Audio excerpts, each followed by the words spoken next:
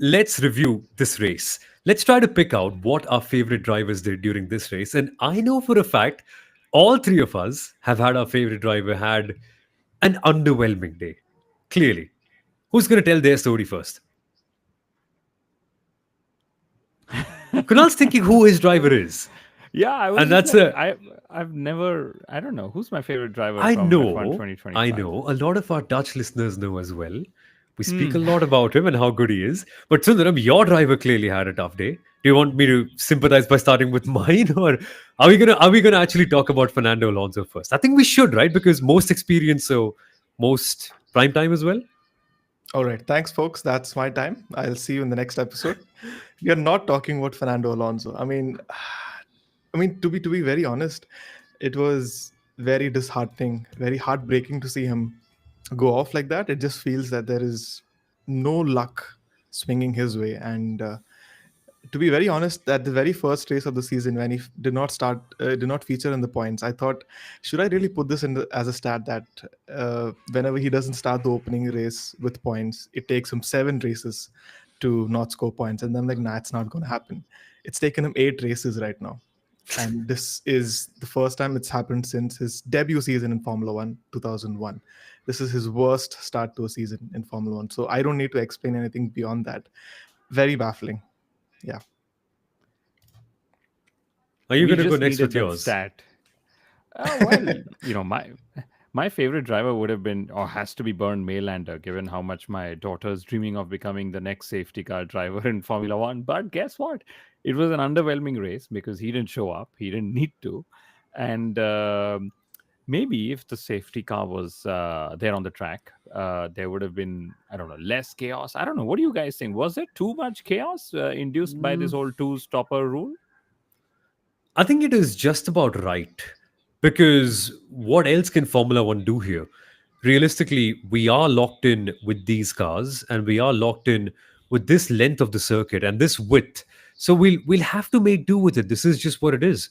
But the catch here is that it would have been more if we had a safety car earlier in the race. I think the longer the race goes, the less the impact becomes because by that point the top teams are committed and there's not many laps left for you to sort of have some end plan or end product to your gamble.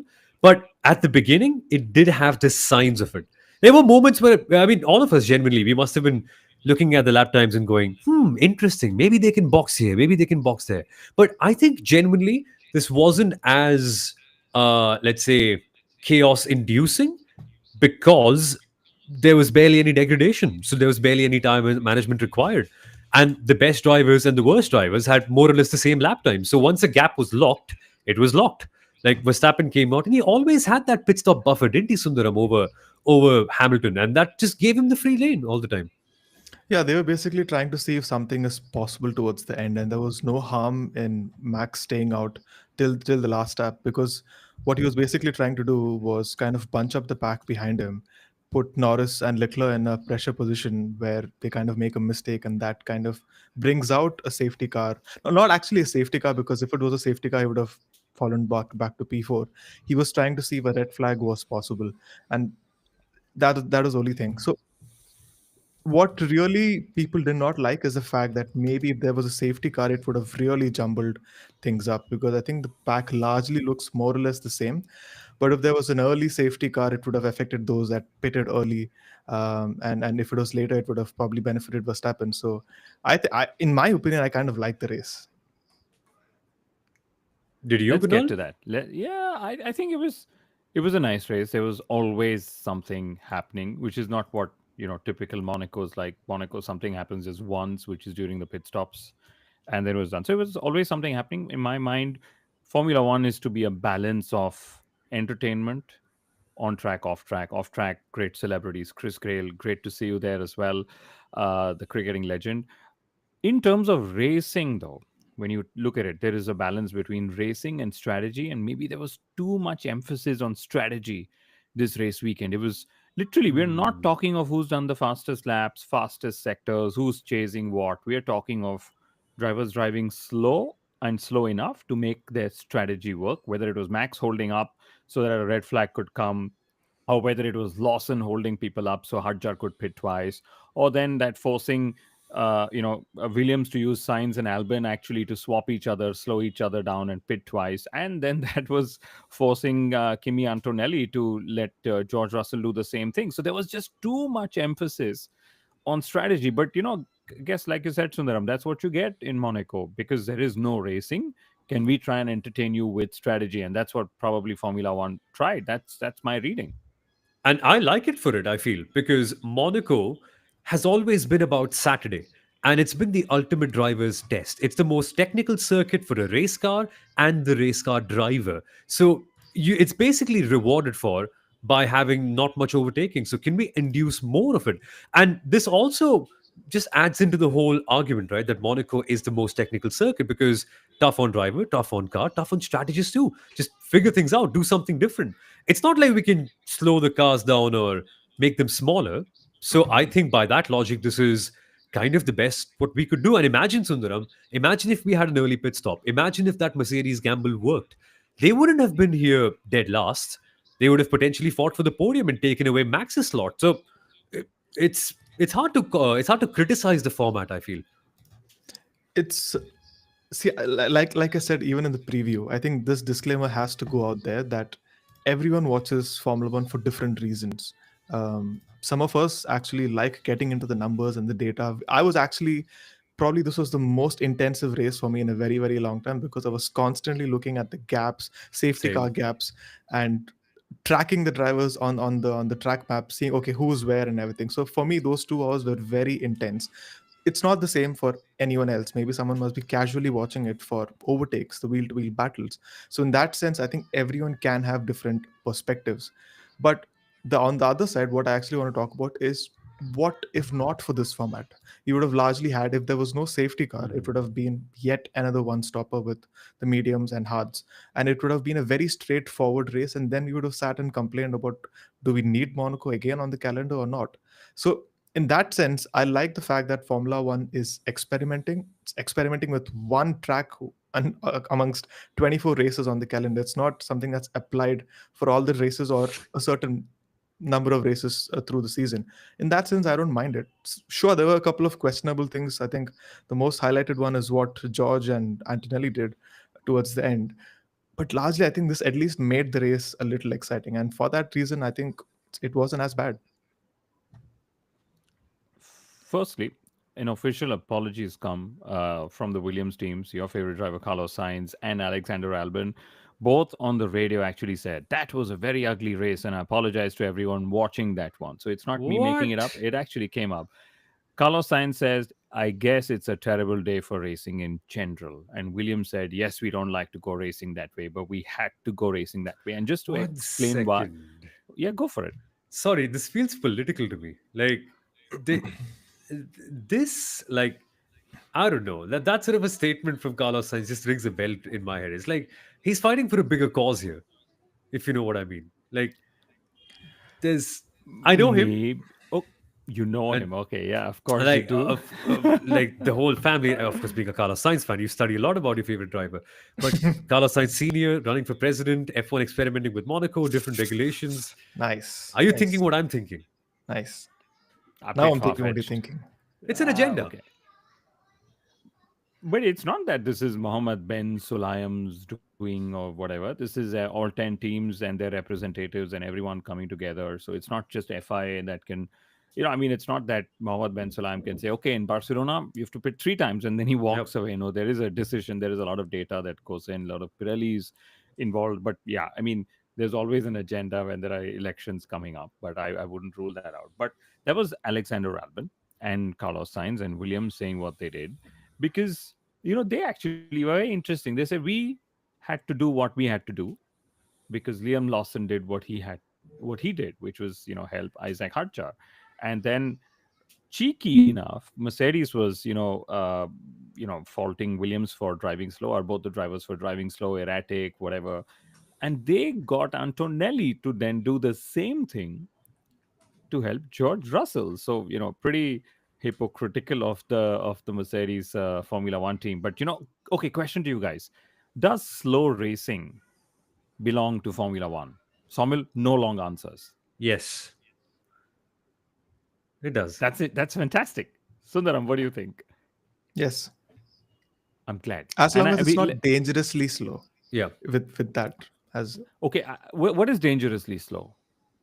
if it's erratically slow, and if it's unpredictable, like I think George mentioned on the thing, because racing is just not about going flat out. I think that's the case with any sport.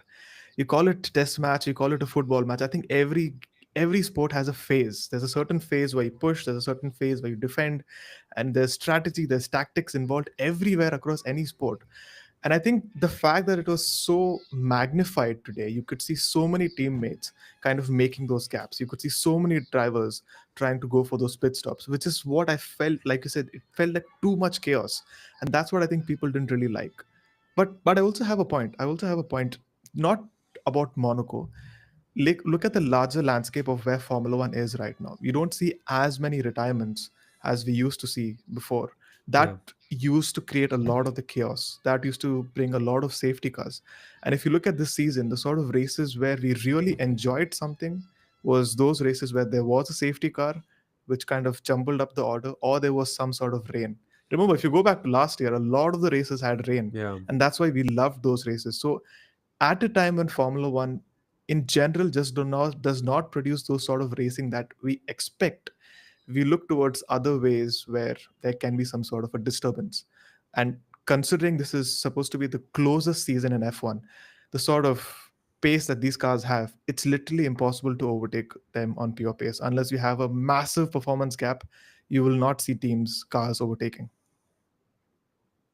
The F1 overtaking delta for this race weekend was, I think, 3 or 4 seconds, which Four means seconds. 4 seconds, which was, what it was. But uh, why don't we just explain what is slow racing, erratic racing, what that means? Basically, you're driving on the line, but you're driving slower to bunch up the field or bunch up your rivals behind you, so that either you're trying to help your teammate or your own strategy by trying to do that. Could happen for various reasons.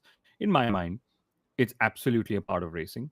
Winning the race at the slowest possible pace is actually a very, very deep philosophical quote from the world of motorsport. I'm going to repeat it for those who Kunal will want it. never Winning, leave the chance of putting that out. because I so believe in that. I believe in that. I literally live every day of my life with that quote: winning the race at the slowest possible pace. And if we were to expand on it, now this is Saint, I'm putting a halo on my head. We're always running a race, even in our lives, and can we enjoy? Can we still do what we are doing, but at the slowest possible pace life allows us, and still anyway, yeah. So my point is, Very Alan I Prost, think huh? yeah. I love that. Thank you. But my point is, I love it because I don't think George Russell could have handled the 2016 Abu Dhabi Grand Prix when Lewis Hamilton slowed down, bunched up the whole field, put Nico Rosberg in the clutches of Max Verstappen. I mean, what was George Russell complaining about? Because should we just get to that? His defiant driving straight through the Nouvelle chicane and saying, "I'll take the penalty when I need to, if I need to." I don't know. That I I felt I was think wrong. when I think when it is so blatant, it needs I would probably put some penalty points on his super license, not a sporting penalty because he already Yeah. caught a drive-through penalty, but this is just defiance, and anyone could do that the next time as well. So dangerous, especially when they're approaching at such high speeds. We saw what happened with Gasly and Colapinto. That's a case of driver exhibiting, let's say, no control over the situation. But sometimes there are erratic drivers, and if people start using this loophole to find a way past, it's going to be terrible. It ruins the entire spectacle. And I understand they'll then be able to fight a bigger cause, saying, "Oh, the racing's so boring. We had to do something." And Russell will have a lot of questions asked to him because he's the GPDA president. Remember, but it's still not right. If I know they're technically playing the rules and making a loophole out of it, which is what Formula One is about, and I hate to be a spirit of the game kind of person in this case, Sundaram, because I know how India and Australia have become champions of cricket by exploiting that term for fair reason. It's just a fine line to balance. Are you on the side of fairness, or are you on the side of, we can't let competitors, we can't control them because they just have to follow the rules? It's a very tricky line, and sometimes it almost feels like a gray zone. Which side are you on? Is it completely black or is it completely white? Yeah. I'm someone who actually likes to go by the rule book, but sometimes I think what I saw today did not feel right. And both George and Kimi, I think they did their best to kind of portray that it was not deliberate. I'm sure it must have been very It was orchestrated. hilarious. Yeah, and it was. I think it was almost deliberate. But that how do you penalize that? That's the tricky bit when it's not blatantly done there. If it's kind of covered up, how do you penalize that? Samuel, you said something interesting about George being answerable because he's the president of the GPDA. Well, technically, he's just looking out for the Grand Prix drivers, especially in things against the FIA or, when a missile strike happens at a race and what are they actually But doing to get internally, the. Kunal, internally, because Nice there's missile plug. it's a matter of respect, isn't it? The GPDA president Yeah, needs to yeah. have opinions Abs- that he can then explain to others and convince the drivers to be together. It's a co-responsibility. But yeah, it is absolutely a responsibility. But he's not responsible as the GPDA president to deliver Of course. entertainment or to Yeah. deliver a great race.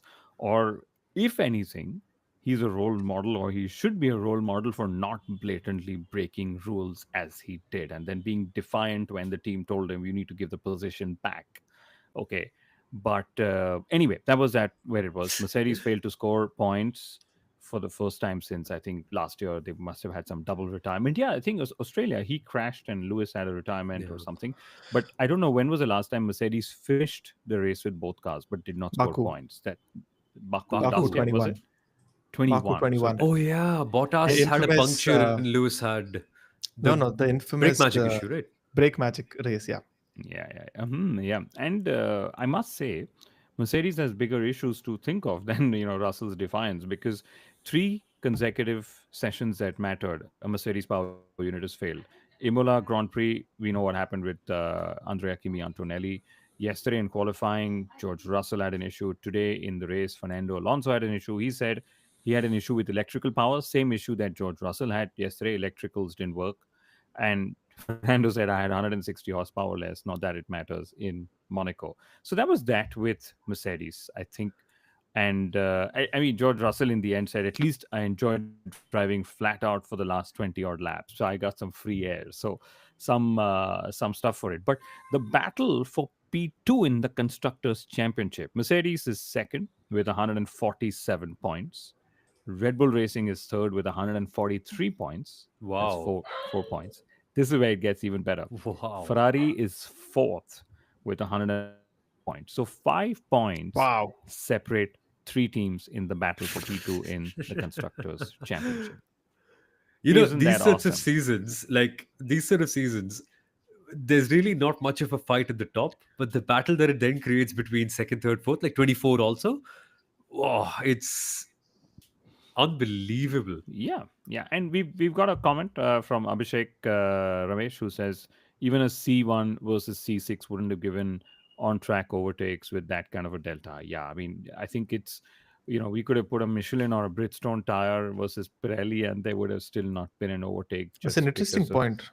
yeah, It's an interesting point. absolutely, yeah. Hmm. Just because I think it's the cars more than the track. We love blaming the track, but it's actually the cars. Good And point. yeah, and and then my driver of the race weekend is actually, or not the race weekend, at least actually the race weekend is Isack Hadjar. Put it in Yeah. P6 in qualifying, finished where he did. He finished sixth in the race as well, right? I believe, yeah, just behind Hamilton. And the And way they outsmarted Alonso, top class. yeah, absolutely. And Liam Lawson became the 17th driver to score points in this season. He scored 4 points, but crucially, he helped Hadjar deliver those two stops without losing position. And midway through the race, our position is sealed or something to that effect is what Racing Bulls and Hadjar were talking. And I'm like, how can you guys be so sure? There are more than 50% of the race left yet, but they were so sure they'd finished all their stops, and they said we are just going to drive to whatever we're going to drive to. So Hadjar scores 8 points. Crucially, he jumped Lance Stroll for 10th in the Drivers' Championship. So after 8 races or 7 races of being 10th in the Drivers' Championship, Lance Stroll is now not 10th anymore. So Isack Hadjar jumped him. And Racing Bulls jumps Aston Martin for 7th in the Constructors' Championship. So a lot Wow. of fun movements have happened. And I've been in sales roles before, and you get this you get this target over 12 months. You're going to sell, say, $12 million worth of sponsorship, and a lot of people actually would just wait till the 10th month, and then the next 2 months try and get that to their target. Racing Bulls did the opposite of that. We need to make 2 stops in 78 laps. Can we just finish it in the first 30 laps or whatever and then see what happens? So Racing Bulls did all the stops with Hadjar before. And, Mercedes were clearly waiting till much later, because that's just how the race unfolded, I would say. Good format. Again, it creates a space for you to do something like that. I wonder what would happen if the race was rerun today with the knowledge of what the drivers had from what they learned.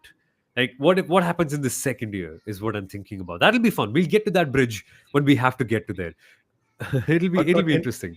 but interesting part, I think Racing Bulls was the catalyst for what we saw through the rest of the race, because they were perfectly Hmm. positioned in the mid pack, so that it allowed even a lot of the front runners to be able to pit or their first or second pit stops and come in clean air, especially Lewis Hamilton. If not for that gap that was created by Lawson towards the rest of the pack, a lot of them would have come into traffic. That made life easier for the upper half of the grid. But talking about some numbers, Mercedes' downfall has been so bad. They've scored just 6 points in the last two races. Haas has scored 6 points in today itself, and Racing Bulls has scored enough points as Red Bull today, 12 points each. Wow. And Max Verstappen, amongst all four Red Bull affiliated drivers, Max Verstappen is at 136. Isack Hadjar is at 15. Then comes Yuki Tsunoda at 10. Then comes Lawson at 14. So Hadjar in a Racing Bulls has more points than Yuki and Lawson combined. Wow. He's Wow. great. Wow. But yeah, there's an interesting comment again from Abhishek. Lawson as driver of the day, since he didn't have the help he gave to Harcha. So very interesting point. And let me explain as I saw it, Abhishek. Lawson was actually teammates to Alonso and to Ocon as well by holding Yeah. the field up. Okay, and then Carlos Sainz holding the drivers back up helped Lawson as well. So that whole bunching up that happened between the Williams and between Lawson just helped Liam Lawson. But that's a great point again, that Lawson didn't have the same help as he gave to Hadjar, and he still finished in the points in a race where he also made his first Q3 of the season. So hopefully this is a turn of points for Liam Lawson as well. What else do we have today then? But would you have this format for next year as well? If Yeah. not for other races this season? Let's test it out. Like it's a litmus test, right? We'll find out more about it. If the first try was good, okay, let's try it again. If it doesn't work, then we'll analyze any common trends. I think it's too early to take it off. Genuinely, like it's Because I remember the last new format I think F1 tried or experimented with was I can't remember what it's called, the knockout qualifying, format, knockout qualifying qualifying, right? knockout. Yeah, I think that was still a larger failure from the 2 or 3 races that we saw that being implemented, and that was the plug from that was pulled very quickly early into the season.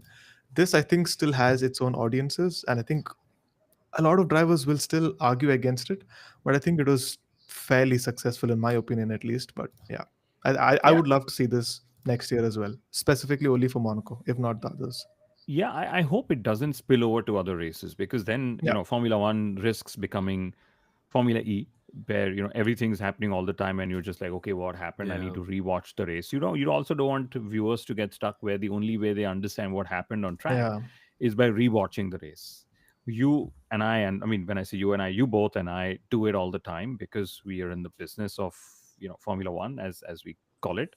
And we don't want fans to get into that trap, of course. But Somil, who is your driver of the weekend? I've picked Isaac Hadjar. I don't think we've touched upon Lando Norris enough. I think he's going to be my driver of the weekend because on Monaco, driver of the day doesn't matter as much as driver of the weekend does. And driver of the weekend is determined by that 1 hour of qualifying. And in that 1 hour of qualifying, after your two Q3 runs, after your two Q2 runs, on your third and final Q3 run, that decides who is man of the weekend, who has passed the toughest test in motorsport, qualifying at Monaco. I think it genuinely is one of the toughest things to do in motorsport and probably the most intense thing in circuit racing that you could ever find. It's something that Lando Norris achieved. And think about this: the gap of two bespoke Formula One cars, with all their parts being completely unique, barring the safety elements, they were separated by just 1/10 over a 19 corner, 3.3 kilometer circuit that requires so much technique, and also two drivers, Leclerc and Lando. Oh, that is, he edged it out. And he earned that bravery by doing his stints very well. He earned the confidence, very clean laps. And McLaren trusted him with more laps because they wanted to experiment with something. It's a partnership that worked. They beat the Ferraris, they were more prepared. And that, I think, needs to be applauded. This is a big weekend by Lando. And I know it still may count only as 25 points, Sundaram. It's the same as everything else. But Monaco is sweeter. This is different. You may forget all the races from a season, but you don't forget what happens in Monaco. It always sticks in your mind. So Lando has etched his name there. Lando's definitely put his name there, and I think it was a very well deserved race weekend because he was definitely coming in with a lot of pressure around that very same point that you said, and it couldn't have been said better than that. At the moment when it had to be done, he did not stumble, he did not fumble, and that happened same in the race. The last 10, 15 odd laps, he was literally on the limit. Uh, they were pushing till the very end, and having someone like a Charles Leclerc hounding you around his home track is not something easy to cope with. So in that sense, I think Lando's done exceptionally well, and it couldn't have come at a better track where victory or pole position is the sweetest. So it's a big statement, and it's a huge confidence boost for him that he's managed to put the car on pole, win the race, and also take the fastest lap. Did he not take the fastest lap on the last lap of the race? He He did, did from right? George Russell. Yeah. So in that Wow. sense, I think he's had a wonderful race weekend, and I hope this momentum actually helps him in the next races here on. I yeah, he again on the start when he sort of locked up his front right and whatever, it was very dramatic, and I thought, oh my goodness, he's under so much pressure that you could almost feel that. And even when he was driving with Leclerc behind him, and Leclerc was saying he's so many making so many mistakes, he also said something which wasn't broadcast. Leclerc said he's leaving so much margin on the table, and you could see Lando Norris not go that close up to the barriers. You could see him not wanting to get closer to Max Verstappen, because that would have been that 2016 Abu Dhabi scenario. Certainly, all four car, top four drivers, Linus turn or whatever. So Lando did well to absorb the pressure. There was a lot of pressure on him, and while it is for us to compare how Piastri handles pressure versus say Lando Norris, it is also for us to acknowledge that different people feel pressure the different way, and Yeah. Lando was feeling it throughout. He knew that a lot of things had to happen to win. Especially, it's his first win since Australia. He's now 3 points away from the lead of the Drivers' Championship from Oscar Piastri. McLaren's first win since I think 2008, since Hamilton won it for them. McLaren now has That's 16 big. wins in Monaco. They're most at any F1 venue, from what I understand. So all in all, I think he did fairly well to get the race to happen. There was, like we said, a lot of chaos. In fact, with the tires and stuff, there was so much chaos that I think for the first time since many races that I remember, the start grid had drivers using all three different tire compounds available. And I remember this. There was this confusion on the Williams radio channel whether Liam Lawson was actually on the medium or was he on the Yeah. soft, because the lifetiming data said soft, but Williams and Albon was like, I can see he's on the medium. So for Lando to not get drowned or not be drowning in this sort of level of information chaos data to deliver what they did, hats off to him. And yeah, he's now got the same number of race wins in Formula One as Oscar Piastri, which is number 6 as well. And Piastri was, of course, extremely pissed with the strategy that McLaren used. He was hoping that McLaren would use strategy that helps him undercut or overcut Leclerc and finish second. But clearly, Piastri was being used by Norris, by McLaren, to help Lando Norris's pace as well. So I'm sure Oscar's not going to be pleased with how some calls were made. But like he always says, the race was lost on the Saturday. What a Saturday, though, Sundaram. What a Saturday. Honestly, you wait a whole year for this. And it delivered. Yeah, it's one of the most beautiful qualifying sessions that you see, and I think the pendulum was swaying in a couple of different directions because although Leclerc led all the practice sessions and then Lando puts his name into the ring, and then there's also a Max somewhere in there. So on the last lap of qualifying, there were as many as five different drivers who could have potentially taken pole, but ultimately it was Leclerc. I think the last 10 seconds to go, and then Lando just jumps him on the very last lap. So I think it was beautifully done, and it was one of the more enjoyable qualifying sessions that we've seen. And I think it kind of made up for the controversial race that we've had today. I think qualifying was top notch. Worth it. Totally worth it. Let's just touch upon Lewis Hamilton's weekend before we end because we have to. I think I'm genuinely baffled by what could have been potentially if he had a little more time as a Ferrari driver. Potentially, if he didn't make that FP3 crash, and that would slightly given him the advantage because he would have had an extra softs in Q3. What would Lewis have been able to do then? Like, would he have been able to be close to Charles, maybe get to pole? I don't know. And for any other driver, you doubt it because you'll have to be in that car to find out. But with Lewis, you sometimes feel, well, Monaco, it's him. He's gotten pole here. Greatest statistical qualifier of all time. Could he have done something? It's a what if, but then it's a collection of what ifs with Lewis and Ferrari. And tough to say that the grid penalty didn't help him out, but he made up for it because that Ferrari is in a different league altogether. I think Sundaram, it's much faster. It's clearly much faster than the Racing Bulls and Fernando Alonso. And Lewis, once he got past, just didn't lose it. I think that's the positive sign for Ferrari, that the last three races have gone fairly well for them compared to how the start of the season was. And going into the race weekend, we know Leclerc was being very downbeat about the chances, but eventually on track, they were one of the quicker cars. So they can definitely take the positives about being quicker this weekend and also being there right up there in terms of race pace. And what happens next week is going to be a big question mark across the whole grid. Will the pecking order remain the same? I think largely the perception is that it's not going to matter a lot, but still, even a tenth or two here or there could actually change the pecking order, knowing how close the grid is. So I think we're going to have an exciting rest of the season. We're only one third of the season into it, 8 or 24 done. Yeah, and Ferrari needs to be commended because remember, Samuel, we of course in the qualifying post qualifying show we said one pit stop in Monaco is stressing. Imagine two with two drivers and whatever. Yeah. So Lewis managed to jump Alonso in the pits as well, which is what my notes say, which was great. And of course, he had his own issues with Adami on the radio. Some of them we made fun of. You're not giving me information. This is all sporadic. Don't tell me where Max is. Tell me where everyone else is, etc. I think they will clean that up. But Lewis, he actually gained most positions of all the drivers who scored points, I think, in the race because everyone else pretty much finished where they started ish, if we were to sort of call it that.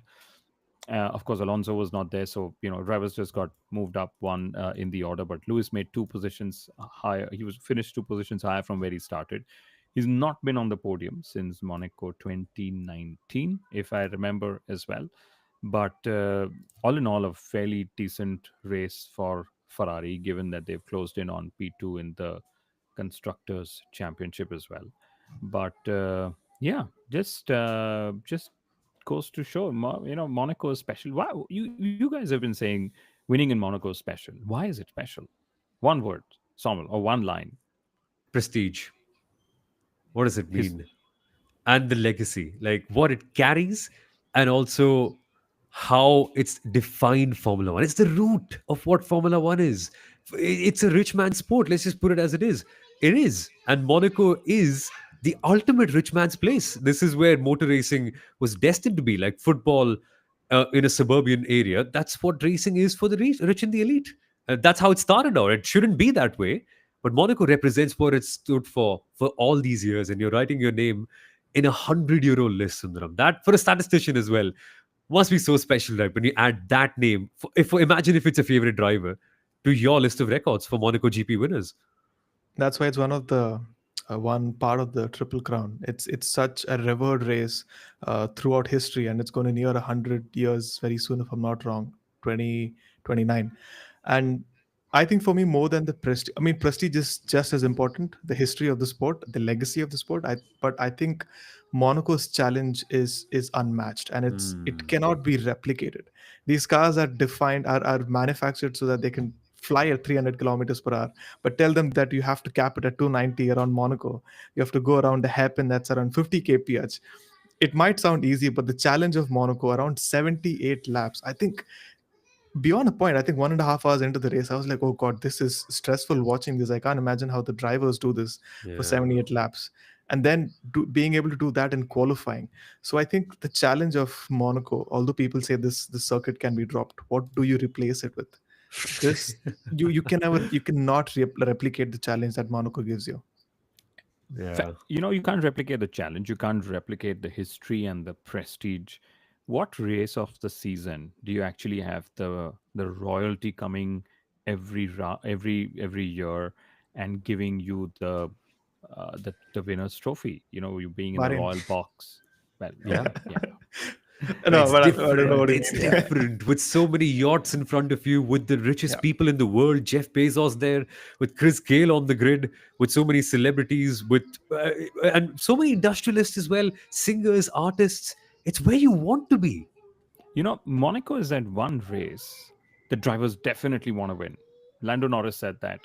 But Monaco is also that one race which is most questioned for its slot on the calendar. Maybe we all need to stop doing that as We should. creators, We as should. people working in the sport, as fans.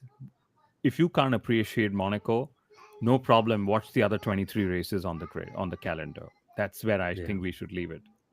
And watch the weekend if you're watching Monaco. If you just watch for Sunday, it might be something cool to be watching from a yacht with all of your friends nearby with a glass of champagne in your hand. But if you're watching at home on a TV, probably not much. So focus on strategy, or pro tip. This is just me wanting to make a Formula One experience better. Or watch the weekend and see how things have progressed. How have each drivers driven in each practice session? What are they complaining about? What are they saying? How do they feel? How have they progressed it over the weekend? And because it's the closest grid of all time, you will always be fascinated by that. You will never be bored. It's such an interesting sport. You cannot be bored. Yeah, Monaco is special. I think, where are we next? Catalonia. That's also going to be questioned a lot. But Catalonia has its own tire management challenges. So I have a nice it's, stat for Catalonia. oh, go for it. Before No, I before put it up. before we Yeah. go to that stat, why don't we have our viewers tell us what do they think Monaco makes special? I think we should do that. I think there was a very interesting comment by Praveen, and I think it's perfectly articulated, that one. Yeah. Just leave It's one out Monaco of and take it as it it's is. it's Yeah. one out of 30 races on the calendar. Just leave it as it is. It's Monaco. Abhishek is saying, can we have 5 bonus points for any clean overtake in the race? I think we should. And you know what? Even though I have sympathy for Gabriel Bortoletto, Kimi Antonelli made that move stick. He was instinctive on that first lap, and I loved it. It's a very racing game kind of thing to do, right? An F1 game kind of move where I'm just gonna send it, you figure it out, and it worked. It worked. That's what you have to do in Monaco.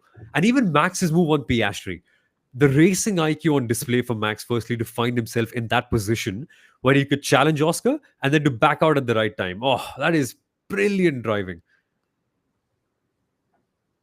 It's a weekend for really good driving, isn't it, guys? Where, wow, well, there's so much more to mention.